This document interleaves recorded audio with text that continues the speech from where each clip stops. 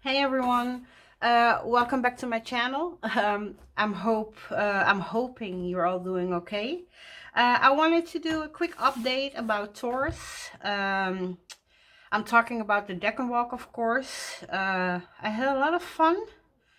Um, Mixed feelings, in the sense of the Decans that are or were happening. But overall, a lot of fun. So I wanted to do a quick flip through, walk through, how would you say, show off of my journal. And I will show some of the decks I worked with during various kind of readings. So we started the first Decan of Taurus, which was April 21st till, the 30th, roundabout. So I did what I normally do. I went into, especially for the first, I'm going a little bit deeper because I will go into the modality. I'm going into the elements. I'm going into, the signs and the planets. I'm going into the cards. So in the first one, there's always a little bit more, So in the first Decan of Taurus, I, of course, went into Taurus itself. And in the planet Mercury, I went into, what is fixed, what does that mean in that sense? Just a quick recap. The element of Earth. And then, of course, because we were, let me see. Taurus was the Hierophant. I'm not having every card of my Thoth Tarot here. The last ones are here. The Decan we're in now. But yeah, Taurus is the Hierophant. So in that sense, I went here into the Hierophant. I don't have the Magus or Magician here next to me. So, but I went into, the Magus, and of course the Five of Discs. Those two energies coming together there. I did some doodling, to fill in space, but yeah, the book kind of turned out okay. I was happy with it. Then I went into a bigger reading, and I think I might have mentioned this in a different kind of video. I'm not sure anymore. Probably, because if I think so, that means that means I talked about it before. But hey, let's go anyway. For the Taurus reading, Mercury in Taurus, I used my Herbal Astrology Oracle. I really love this deck. And I paired it with, what's it called? Because I have it in a little baggie. The Antique Anatomy. Yeah. I think they form a great pair visually, but also in the way they communicate. I'm sorry, I have a small amount of space here. So yeah, I used these two together, which again, for me, it was like a perfect match. Aesthetically, definitely, not gonna lie. But also message wise, because actually a great message came forth. Normally I have 1 or 2 pages for like 3 or 4 or even more cards, I did now pairing, so 1 oracle, 1 tarot, but for 3 questions. So 2 cards was an answer to 1 question in that sense. And I actually penned down, 3 full pages, 1 page per question. What was fun here in the Herbal Astrology, we do have some planetary associations. And the 3 cards I pulled, so 1 for every question, I had here Mercury, Pluto and the Moon. Then I had Mars and Pluto, and then I had Jupiter and Pluto, which, prompted me to go deeper into Pluto. Because in the Chaldean astrology system, the one that we're following during this Decan walk, we will not be looking into, Pluto, Uranus, and Neptune, yeah, because these were the newer planets, right? So in that sense, I knew Pluto was not going to be something. In all honesty, I was planning on doing those 3 maybe later on in the year, when we come to those, like before, for example, my sun sign Scorpio. I associate more to Pluto than I do to Mars, but according to this system, I would be looking into Mars. So I was planning on, well, by the time I come there, I will do Mars, but I will also do Pluto, as I wanted to do for Neptune and Uranus. Anyway, because here in this reading, every oracle card, so for every question I pulled 1 oracle, 1 tarot, and for every oracle card of the herbal astrology I pulled, yeah, it was some kind of association to Pluto. So I kind of felt like, well, Pluto was screaming at me, right? And yeah, this I saw. I'm not gonna go too deep then, because I remember doing this part. So there will be a video going a little bit deeper into that. Anyway, I did my deep dive into Pluto for that time. I made a connection to Scorpio, because yeah, something came up that made me do that. And I did then a tarot reading for Pluto's energy, and I used for that one, that day, I had my Tarot of Bones on my table. So I actually just wanted to use what was on my table. And, well, I will show a few cards. I hope I will do it correctly, that there's not too much background, you know. I love this deck. Of course, it's a very... it's a very different look if you really read Rider-Waite-Smith. I'm sorry. However, I do read on an elemental numerology kind of base, you know. So for me, yeah, again, I love this deck. It really, it keeps me to those basics and build from there, so to speak. But yeah, this one was on my desk. I didn't think it would pair too well with my Iyami Oracle, my beloved Iyami Oracle, but it actually did, especially message-wise. This is the fun part when we talk about, well, aesthetics definitely are important to me, but this reading too, it kind of proved, you know, that... One second, my cat is being annoying. Yeah, sorry. My cat can be very annoying.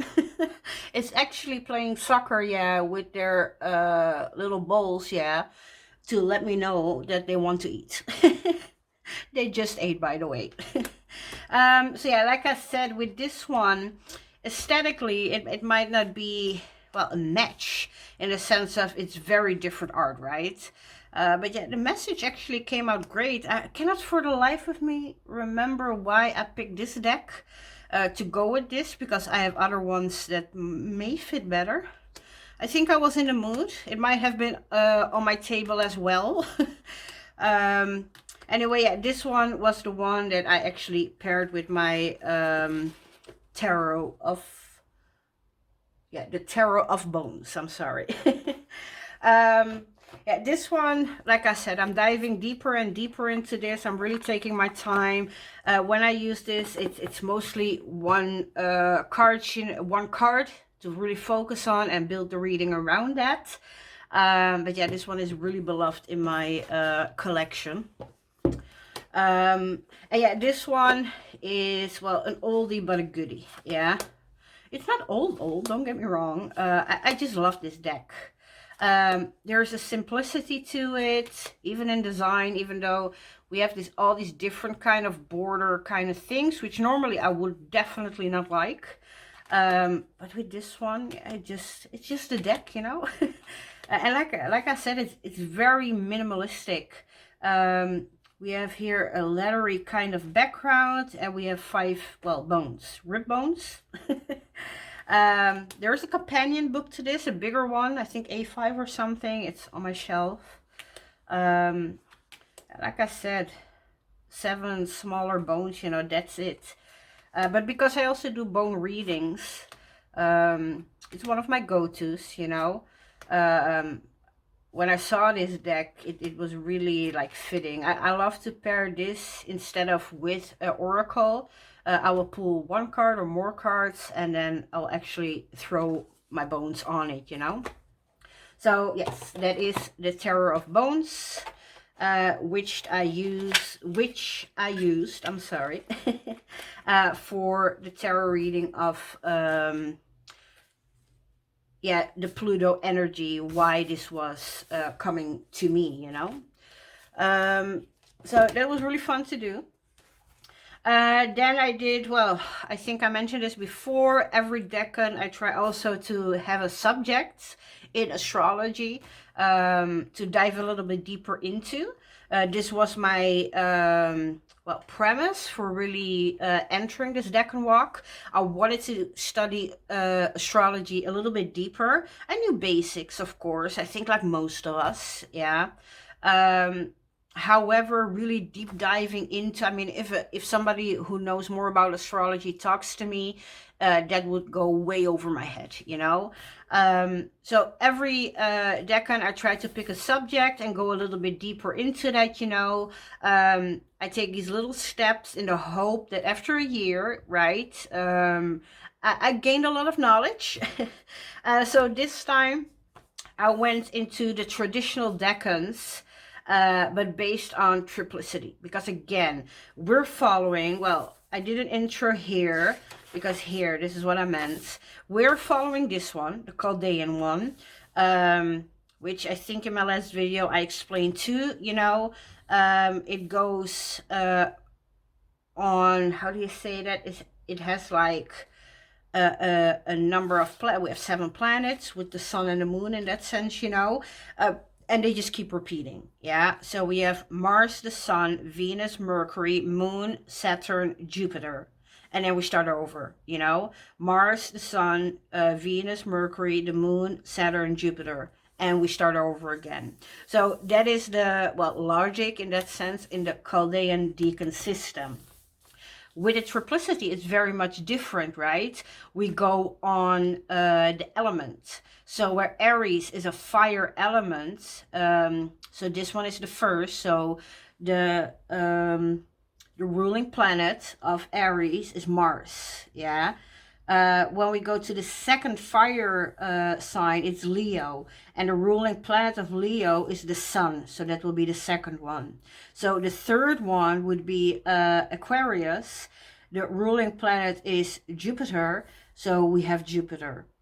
And this continues, right? I mean, I use the color coding for it.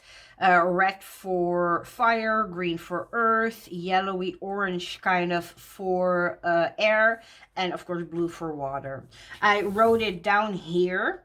However, I use the planetary systems according to this one, but I did a little, well, little starry thing, like there's more, because here I put the originals, so to speak, in the boundary, and then when it really changed, yeah, I put it next to the outside of the boundary.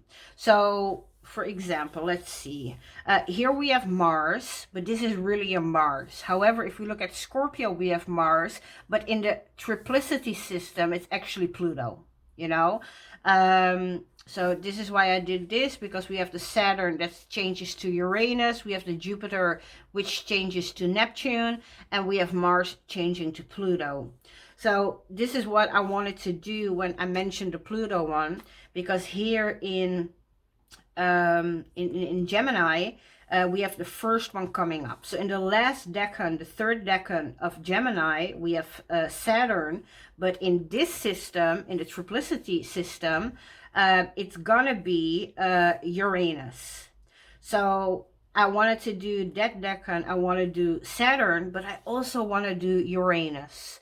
So I'm following this system, but I do want to dip my toes in the other ones too, so that by the end of the year, I might actually have a fuller understanding, right?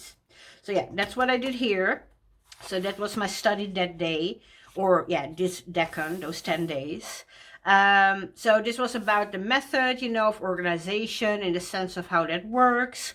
I went deeper into the classical elements. And here I went a little bit, just like dipping my toes into the conditions of sect, sorry. So that had to do, yeah, with the chart is a day chart or a night chart. So we had the nocturnal versus, well, the other one.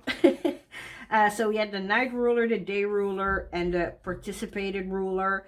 Again, this is something I want to maybe go deeper into. Here I just touch base a little bit, you know, because again I was talking about, well, this one mostly, but again dipping my toes into other parts, because even the seasonal one, you know, again dipping my toes into. But because we were talking here a lot in different kind of ways but about the elements, I chose to do an elemental reading in this Decan too. And for that, I actually almost used the same decks. This one is called, what is it called again? I don't know what it's called. Because it has a big obnoxious box. Okay, I'm sorry. Yeah, because there are a few that are outside of the elements. Alchemy, elemental alchemy deck, elemental oracle, something like that. Anyway, there are a lot of cards. We got 88 cards, or 87, yeah, 88 cards. This one was the last one. So we have here 8 cards that are outside of the elements in that sense, because we got about 20 cards for each. Yeah, here, this is all land, which would be earth. Yeah, they're very glossy. I hope I'm not too shiny. So we have different subjects. For example, we have land, tree, and then I think we got star, moon, what else? Sun, earth. I think those. I might, but there might be one more. And then again, you have the same coming back here. So here we have land from this is the suit, this would be the subject maybe, and then this is, well, I wouldn't know how to call it. Land, flower, moon, land, animal, star. See, you have here a star, but this is a different, well, chapter kind of way. Anyway, like I said, we have 20 of each element. You can of course shuffle them all together, but sometimes I like to use them separately. So for my earth position, I would just shuffle the 20 I have here, and I will pick one, you know, and we will go from there. And do that for every element, because again, we have here land, here we have sky. Yeah, that, again, we got a 20 of them. So I will shuffle these and I will pick one, you know. So land, sky, which is air, fire, and yeah, water. So this deck I always use for an elemental reading. I really like them. I hate that they're so glossy, but I love the system. And I pair that with my Serpent Fire Tarot. I think the colors and yeah, the color and the realness too, because this is collage art with photography and stuff. And yeah, this is kind of the same thing. And yeah, I think you can see it even with that one on the side. They really match, you know, aesthetically. But again, in readings, yeah, they do really love to talk to each other. And yeah, they pair beautifully in every way. So yeah, I love to pair these two. And I never thought I would only use this with this, but yeah, this is how it kind of came out. When I do want to do another reading, I work with, well, something like this. I love to have my She-Wolf Tarot for that, you know. Yeah, I wish this was in a matte, yeah, but yeah, it is what it is. If it ever comes out in a matte, I might actually buy it. But yeah, these two yeah, are my go-to for an elemental reading. Because again, I can separate the elements out and really go elemental in that sense, right? Pick one card for earth, one card for air, one for fire, one for water. Sometimes I also just shuffle all and see what comes up in every element, you know. Both are good. Both are good. So yes, those were the two decks I used for, well, my elemental reading. Let me put them aside because I don't have enough space here. Sorry. So yeah, from going into the study of the more traditional Decans, you know, I did my elemental reading. I did some collage, and then we were in the second Decan of Taurus. Sorry.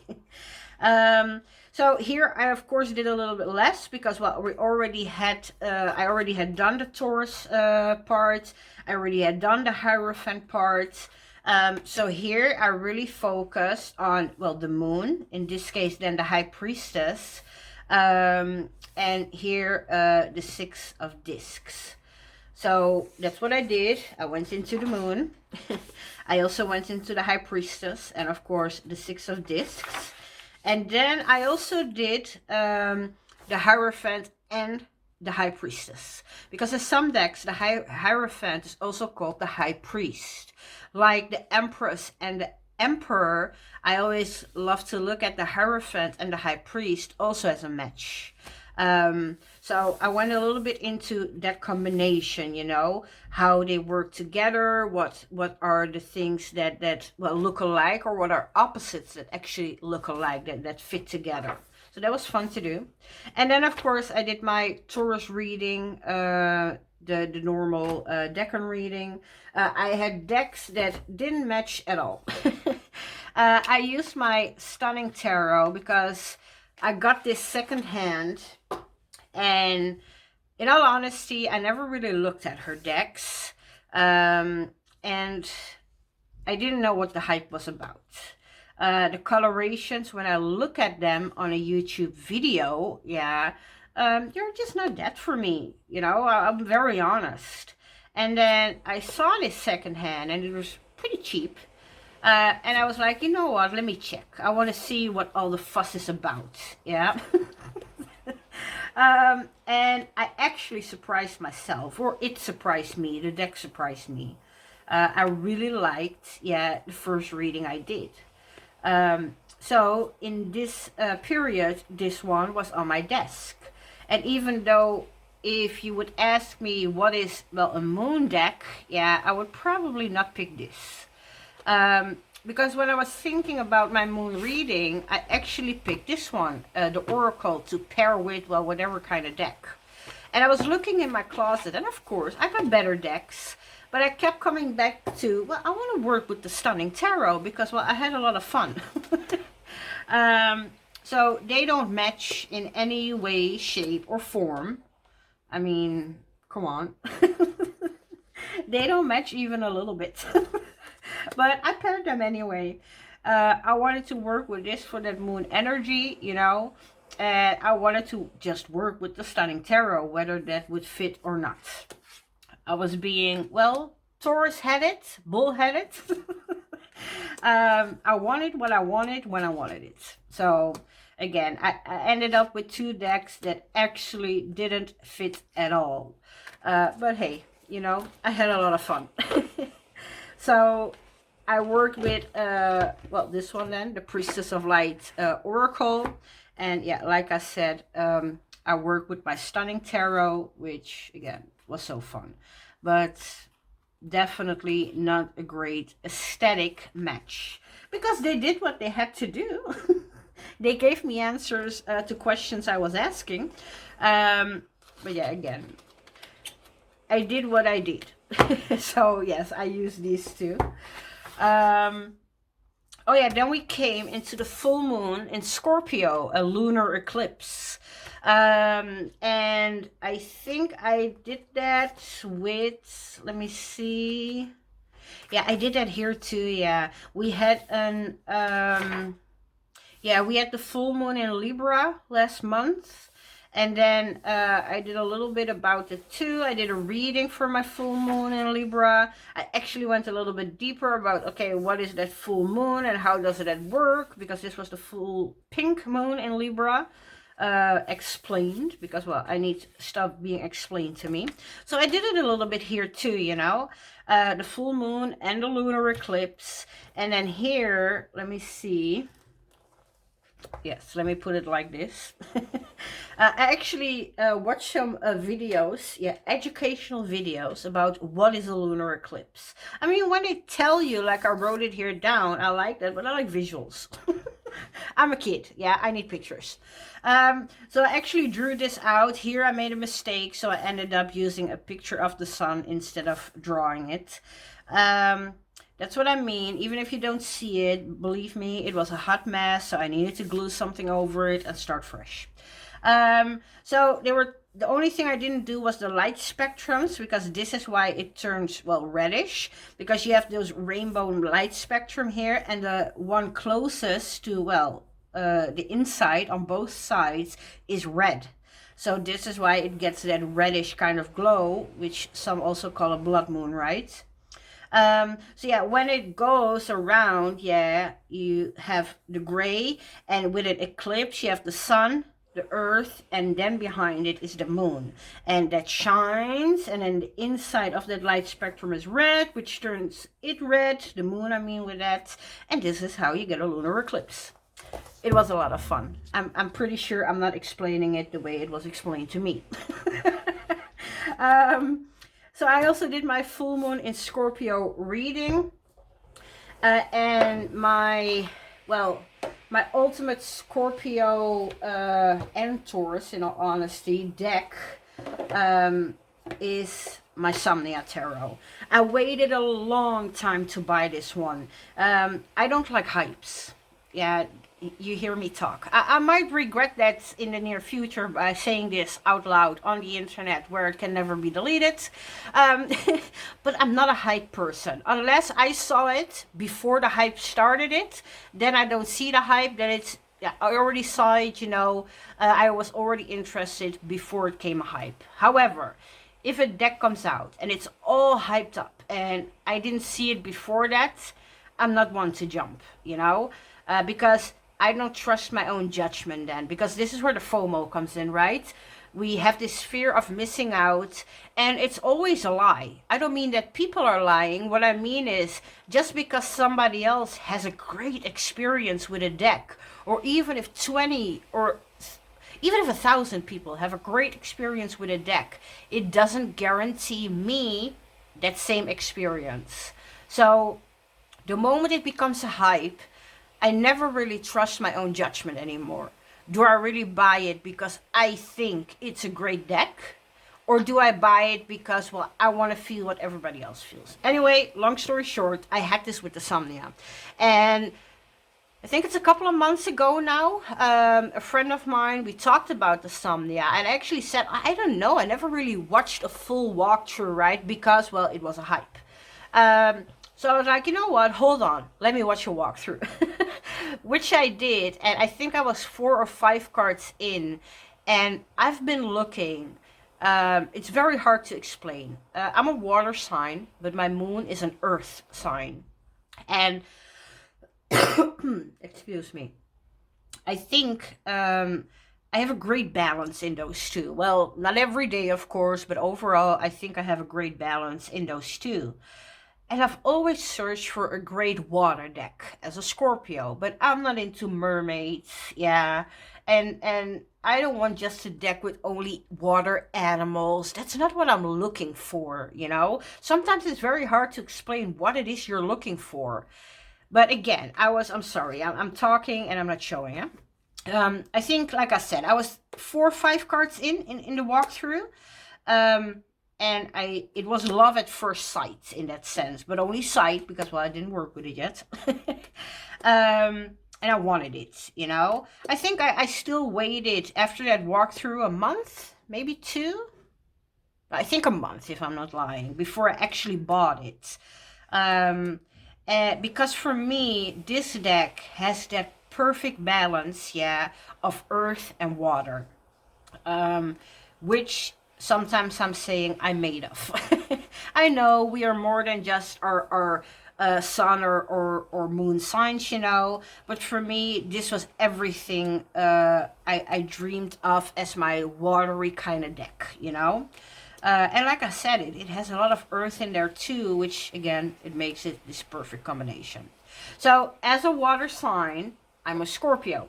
So when the full moon in Scorpio came, which also was a lunar eclipse, which is something mysterious, like the Scorpio is, well, accused of a lot of the times. I chose this one, you know. I knew that with this deck, yeah, I could get the reading. I wanted it. I want it. And I actually printed this one out. In my previous readings, I just did the drawing, right? I think I showed that before. But with this one, I kind of wanted it to be here. So I did that. And then we come by, well, where we are now. I'm sorry, I'm trying to put the deck aside because it's coming back. So we entered the third decan of Taurus, which was Saturn in Taurus. I heard that Saturn was a difficult kind of energy, so I kind of went in this study a little bit biased, you know. But I had a lot of great references, yeah, to reincarnation, and to well, a soul's intent to accomplish what it will accomplish in this lifetime. My research also led me back to the inner nature of your soul, karmas, connections, you know. I'm sorry. So I was very intrigued with that. Here we are. So the Saturn was also in the Thoth, in everyone, of course, but I'm using the Thoth. It was the universe card, which is also the world, but yeah, the universe card. So I went into that one, which again, created a rabbit hole for me to go down in. And of course I did my 7 of discs, yeah. And yeah, my Taurus reading, you know, or my Saturn in Taurus reading. I ended up really focusing on that soul part. So the thing is, the Somnia Tarot, mostly I'm actually using, like I said, I bought it for that energy, but the readings I'm actually doing with it are soul readings, soul growth, soul intent, any kind of reading like that, you know. So I actually did again my reading with the Somnia this time, because again, I was so focused on the soul reading and this being the deck I'm using for that. And when I did my full moon reading, I didn't have my oracle yet. I unboxed this in a video. I will put a link in the description of the video. I ordered some decks I made myself, and this is one that I actually made with the intent of pairing with my Somnia. So that was really heavily on my mind when I created this one. Of course, it will be paired with other decks as well, but the intent of making this was actually to pair it with the Somnia. It wasn't here during my Scorpio lunar eclipse reading, you know. It came literally 2 days later, but I didn't want to wait for that reading. I wanted to do that in that energy, in that time. But again, we came with Saturn in Taurus. We had all that soul connection, you know, to Saturn. So I ended up pairing it with this one. I showed some pictures. There were a lot of people who loved the combination. Okay, I might do that here a little bit. Just a little bit. They were asking me if I was selling it, which again, I was not thinking about. This is really me, yeah? However, because there was some interest, I made it available on Make Playing Cards. If you're in Europe, don't worry, there's no custom. Yeah, you do pay, of course, your shipping, but the custom, yeah, is not there. It goes through a shipping company in Luxembourg. So again, yeah, it avoids the extra costs. I made it in 2 sizes because this will not be the exact size you're gonna get, because this came from a different printer here in the Netherlands. But I made it in a tarot card size and a bigger oracle card size, whatever you prefer. And if you're interested, I will put the link for the shop also in the description box. But yeah, they really pair nicely. I loved working with them. I actually ended up using multiple cards. Again, got a very interesting reading because it was my first reading with this oracle. And I asked the question, what does my soul intend to accomplish in this life? And I actually got a card. I made it myself, but still it sent me down a rabbit hole, because the moment I pulled it, I was like, oh, I don't know what to do with it. However, after, let me see if I can pull it up real quick. No matter how much you get, I got the Divine Masculine. I was like, okay, but what do I do with that? I mean, for the question, what does my soul intend to accomplish in this life? Yeah, I don't know what I needed to do with this. So I really needed to sit with it, you know. However, the more I was thinking about it, the more it makes sense. And then I actually deep dived into the Divine Masculine, what I think it is, what are other people's views, right? And I actually came to a beautiful reading. The moment I dove deeper into this one, because first I pull all my cards, asked a question, pulled my cards, and then I was contemplating, right? So all these cards were already there, and the more I dove, you know, in these readings, I had connections. Everything came back to it, you know. Everything was linked to that Divine Masculine, yeah, because this is of course a big concept in itself. And every time I dove in that concept, even what other people were feeling that it was, I got this connection back, yeah? From the 9 of coins to the 5 of coins to the Queen of Cups, which is my significator, everything linked back in some way. So again, like I said, it was such an interesting reading, yeah? Really love my deck. Yes, I'm shamelessly self-promoting now, in all honesty. I made this for myself. People were asking to put it up, which I did. If you like it, by all means, I hope you love it then too. If not, that's fine too. Anyway, I call it now because, well, I didn't have a name. I do have a name now. I called it the Divine Earth Oracle, because everything is about Earth. Even the peoply cards, they're not people, they're statues. And again, no real person, mostly is, well, Earth, whether it's in the sea or the land. This is of course peoply in a sense. It's skeleton, right? So it's a skull. I mean, that's kind of peoply, but in that sense, no people. Here the temple walls of Kemet, Egypt, here too. But again, Earth, a statue, an old building. Like I said, everything is Earth related. So yeah, when I needed to come up with a name, I needed to dive deep, and yeah, it became Divine Earth Oracle. Anyway, if you're interested, it's in the description, and if you do get it, I hope you love it as much as I do. So yeah, that led us to again doing some because with the moon I didn't have a different subject. I went into the well, the lunar eclipse, right? I wanted to know a little bit more about that, and of course I did my reading. So when we came in the third one, where am I? Oh yeah, here, I'm sorry. So when we came in the third one, I did, of course, my Saturn, I did the world or the universe, and I did my 7 of disc. I did my reading. And then I wanted to dive deeper in modalities, because I had a little intro here in the beginning, but this was really tarot related. This was about every card that is 2, 3, or 4 would be cardinal. Every card that's 5, 6, or 7 is fixed. And every card that's 8, 9, and 10, yeah, is mutable.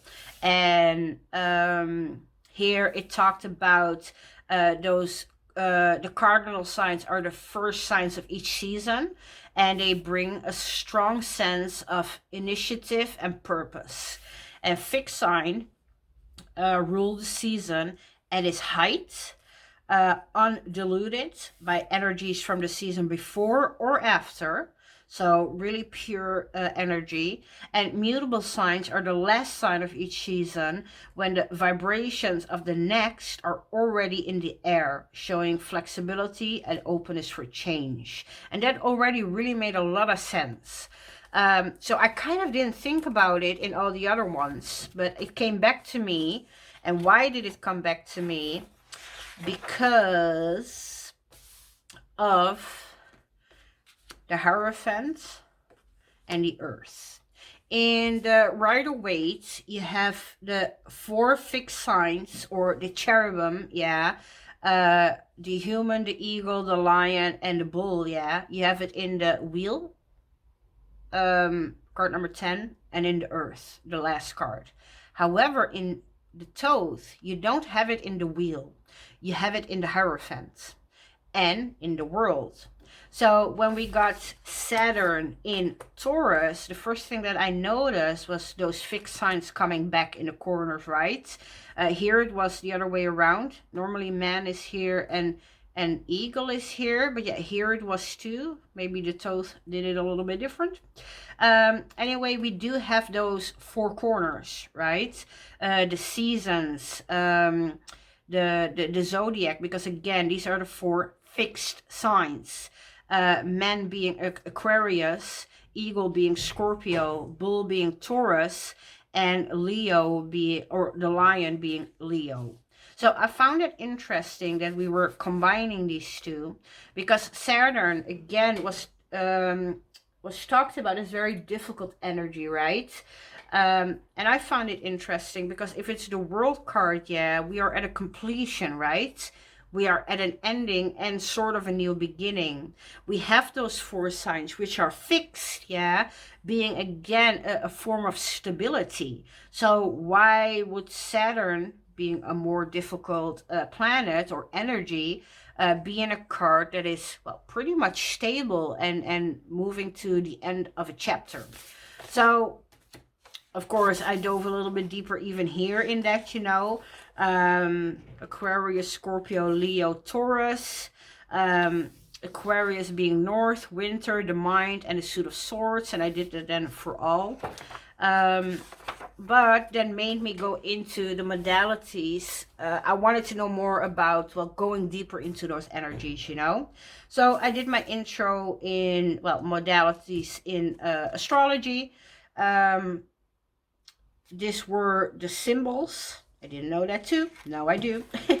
And then I went into each one of them, you know, getting a little broader perspective and mutable here. And of course I did my visual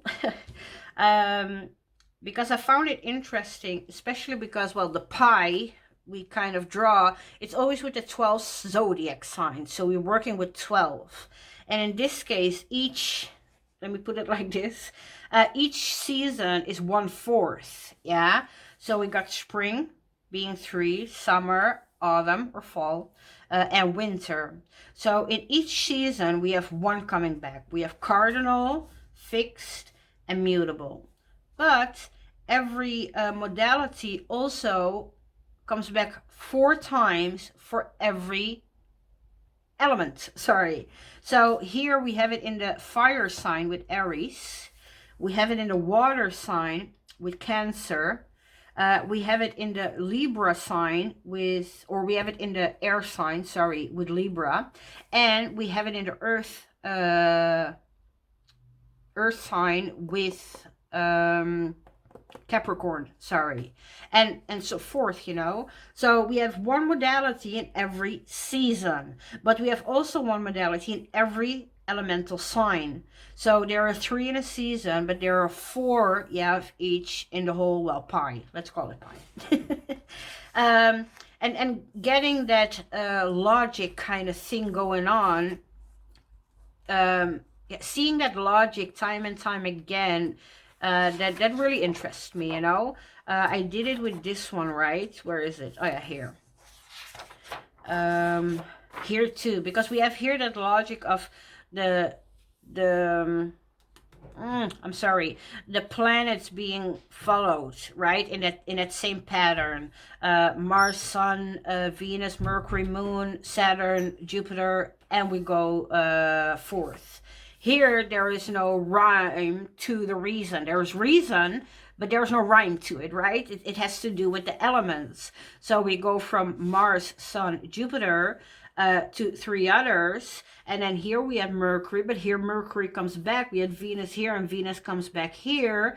I think, yeah, here we have 2 Venuses next to each other. I think I saw that even more, that some came back, yeah, here too, but that we have here too. So again, there's reason, but there's no rhyme to the reason. Here again, the same with this one, the Chaldean decans that we're actually following. There's that rhyme to reason, right?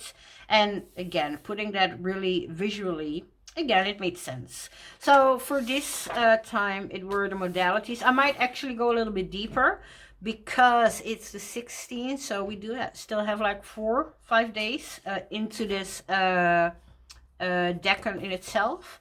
So I might go deeper. I don't know. We will see. I do want to do something here. I left it open, well, to play around with, you know.